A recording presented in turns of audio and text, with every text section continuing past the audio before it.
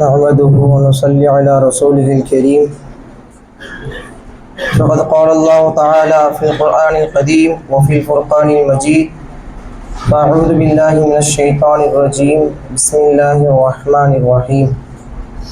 فاتقوا الله ما استطعتم واسمعوا وأطيعوا وأنفقوا خيرا لأنفسكم ومن يوق شح نفسه فأولئك هم المفلحون. صدق الله العظيم.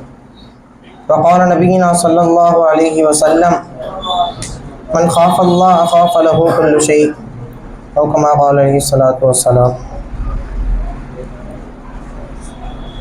துவக்கமாக சலாமிற்கு பதில் கூறுவது வாஜிப் என்று உங்களுக்கு நினைவுபடுத்தியவனாக என்னுடைய இஸ்லாத்தின் காணிக்கையான சலாத்தை தெரிவித்துக் கொள்கிறேன். அஸ்ஸலாமு அலைக்கும் வரஹ்மத்துல்லாஹி வபரகாத்துஹு.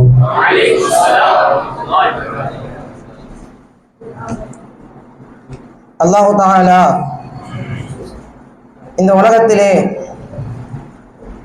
மனிதனை படைத்து அவன் நன்மை செய்வதற்கும் தீய விஷயங்களை அவன் நாடுவதற்கும் அதை அவன் செய்வதற்கும் உண்டான உடல் சக்தியை அவன் கொடுத்தான். இன்றைக்கு நாம் பார்த்தோம் என்று சொன்னால் காலகட்டத்திலே அதிகமான நபர்கள் பாவத்தின் பக்கம் செல்லக்கூடியவர்களாக இருக்கிறார்கள். அதிலே குறிப்பாக சமூகம் வீழ்ச்சி அடையக்கூடிய ஒரு சில விஷயங்களை இங்கு குறிப்பிட ஆசைப்படுகிறேன்.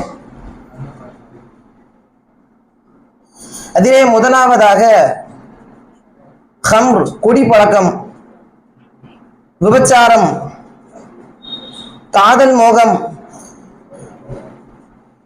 ஹுப்பு துன்யா, உலக ஆசை.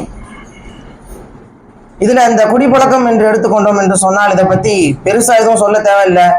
நம்ம எல்லாருக்கும் தெரிஞ்ச விஷயம். இன்னைக்கு எத்தனையோ குடும்பத்துல நம்ம பார்த்தோம் அப்படின்னு சொன்னா அவர் பெரிய ஜென்டில்மேனா இருப்பாரு, பெரிய பிசினஸ் மேனா இருப்பாரு. அவர்கிட்ட இருக்க ஒரே ஒரு பழக்கம், அவர் குடும்பம் நாசமாகி நடுத்தருவில் நிற்கக்கூடிய அளவிற்கு அது கொண்டு வந்து விடுகிறது. இன்னும் சொல்ல போனால் இரவு ஆகிவிடுகிறது. பல மனைவிமார்களுடைய கவலை என்னவென்று இருக்கும் என்று சொன்னால், தன்னுடைய கணவர் எந்த இடத்தில் இருப்பார், அவர் எந்த நிலையில இருப்பார் என்று தெரியாது. அவருடைய குழந்தைகள் தந்தை இப்பொழுது வந்தால் சிரிப்பாரா அல்லது அடிப்பாரா என்று ஒரு குழப்பத்தில். இது போன்ற பல தீமைகள் இந்த சமூகத்திலே நடப்பதற்கு காரணம் என்னவென்று சொன்னால் இந்த குடிப்பழக்கம். இரண்டாவது விபச்சாரம். இன்னைக்கு பார்த்தோம்னு சொன்னா பரவலா பல நாட்டுடைய கவர்மெண்டே இதுக்கு அனுமதி கொடுத்து அதுக்கு லைசன்ஸ் வேற கொடுத்து,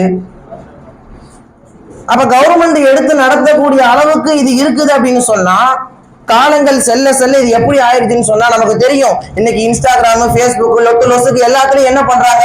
இப்ப ரீசெண்டா ஏதோ ஒரு ஆப், அது என்னன்னு சொன்னா அதுக்கு வீடியோ கால் மாதிரி, அது என்னன்னு தெரியல. அவன் யாரு வேணாலும் வீடியோ கால், யார் வேணா வருவாங்க, யார் வேணா பேசிக்கலாம். அப்ப அந்நிய பெண்கள் அங்க வரத்தான் செய்யறாங்க. கண்கள் செய்யும் உபச்சாரம் அல்லவா? இப்படிப்பட்ட பாவங்களை விட்டு நாம் தவிர்ந்திருக்க முடியாத சூழ்நிலை இன்னைக்கு என்னவென்று சொன்னால் பாவங்கள் அதிகமாக விடுகிறது. முன்னொரு காலத்திலே பல சீதேவிகள் இருந்தார்கள். அவர்களுடைய சுற்றுச்சூழல் சமூகமும் எவ்வாறு இருந்தது, அவர்கள் இருந்தார்கள். இன்னைக்கு நம்ம பார்த்தோம்னு சொன்னா மதரசா விட்டு கால் எடுத்து வெளியே வச்சுட்டாலே நம்மளை சுத்தி பல பாவங்கள், அதை செய்யக்கூடிய சிந்தனைகளை தூண்டக்கூடிய பல விஷயங்கள் நம்மளை சுத்தி இருக்கிறது. பிறகு ஒரு விஷயம், இந்த லவ். இன்னைக்கு எனக்கு முன்னாடி பேசுறவங்க கூட விஷயம் சொன்னாங்க, லவ் ஃபெயிலியர்னால பல பேர் சூசைட் பண்ணிக்கிறாங்க. இன்னைக்கு எப்படி போச்சுன்னு சொன்னா, முன்னாடிலாம் காலேஜ்ல இப்போ இருக்க ஒரு விஷயம், காலேஜ் வாசல்ல நின்று பசங்க சைட் அடிப்பாங்க, பொண்ணுங்க பார்க்காத மாதிரி போவாங்க. இன்னைக்கு சூழ்நிலை எப்படி போச்சுன்னு சொன்னா, பசங்களை அதே மாதிரி பொண்ணுங்க சைட் அடிக்கிற சூழ்நிலைக்கு இருக்கு. ஏன்னு சொன்னா அவங்கள பொறுத்த வரைக்கும் எப்படி, ஜஸ்ட் ஃப்ரெண்டு கேட்டா பாய் ஃப்ரெண்டு, எங்க வேணா போறாங்க, எங்க வேணா வர்றாங்க. இது இன்னைக்கு எப்படி போச்சு அப்படின்னு சொன்னா, இந்த என்ன லிவிங் டுகெதர், அதுக்கப்புறம் அது என்னமோ ஏதோ ஃபாஸ்ட் லிவிங் டுகெதராம். கல்யாணத்துக்கு முன்னாடி இவர் எனக்கு மனைவியா இருந்தா இவன் எனக்கு செட் ஆவாளா, சூட் ஆவாளா. அப்ப இப்படி ஒரு கேவலமான ஒரு விஷயம் இன்னைக்கு நடக்குதுன்னு சொன்னா இதுக்கு என்ன காரணம்? சமூகம், அதாவது நாகரிகம் அப்படின்ற பேர்ல அநாகரிகமான செயல்கள், அநாகரிகமான சிந்தனைகள், அதை ஒட்டிய செயல்பாடுகள் இன்னைக்கு பரவலாக இருக்குது. அப்புறம் ஒரு முக்கியமான விஷயம், உலக ஆசை. இன்னைக்கு பணத்து மேல ஆசை இல்லாதவங்க யாருமே கிடையாது. யாரா இருந்தாலும் எனக்கு வந்து இந்த இது வேணும், நான் வந்து இவ்வளவு ஒரு நிலைமையில இருக்கணும், நான் நல்ல சம்பாதிக்கணும், நல்ல வசதி வாய்ப்போட வாழணும் அப்படின்னு சொல்லிட்டு பலர் ஆசைப்படுறாங்க. ஆனா இதுல ஒரு விஷயத்த அவங்க கவனிக்கிறது இல்ல. பல பேருக்கு இப்படி எண்ணம் இருக்கும், நான் நல்ல நிலைமையில இருக்கணும், என் குடும்பத்தை பாத்துக்கிற அளவுக்கு எனக்கு பொருளாதாரம் இருந்தா போதும்.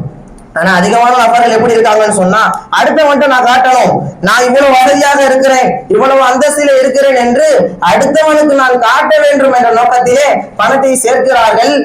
அடுத்தவர்கள் தன்னை பார்த்து ஆச்சரியப்பட வேண்டும் என்ற எண்ணத்திலே அவர்கள் அணிகின்ற ஆடையாக இருக்கட்டும், அவர்கள் வாங்குகின்ற பயன்படுத்துகின்ற வாகனங்களாக இருக்கட்டும், அவர்கள் தங்கக்கூடிய வீடு மங்களாவாக இருக்கட்டும், இது அனைத்தையும் யாருக்காக செய்கிறார்கள் என்று சொன்னால், பிறர்கள் தன்னை பார்த்து ஆச்சரியப்பட வேண்டும்.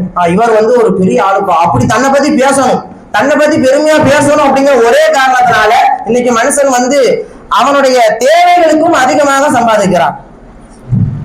அப்ப இப்படிப்பட்ட பாவங்கள் எதனால நிகழுது அப்படின்னு சொன்னா ஒரே ஒரு விஷயம்தான், அல்லாஹ்வுடைய இறையச்சம் என்னைக்கு கல்வை விட்டு வெளியே போயிருச்சோ, எப்படி நம்ம வெளிச்சமா இருக்கக்கூடிய இந்த ஹால்ல எல்லா லைட்டையும் ஆஃப் பண்ணோம்னா எப்படி இருள் வருமோ, அதே மாதிரி அல்லாஹ்வுடைய இறையச்சம் அவன் பார்க்குகிறான் என்ற சிந்தனை கல்வியை விட்டு வெளியே சென்று விடுகிறது, பாவங்கள் உள்ளே புகுந்து விடுகிறது.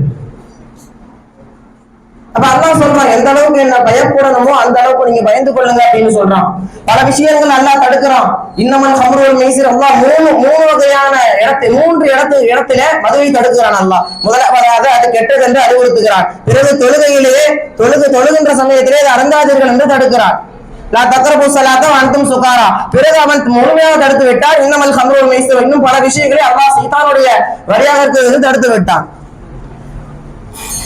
இன்னும் அல்லாஹ் தன்னுடைய அடியார்கள் தனக்கு கட்டுப்படுவதால், தனக்கு நீங்கள் என்னை வணங்குவீர்கள் என்று சொன்னால் உங்களுக்கு எல்லா விதமான விஷயங்களையும் நான் தருகிறேன் என்று கூறுகிறான்.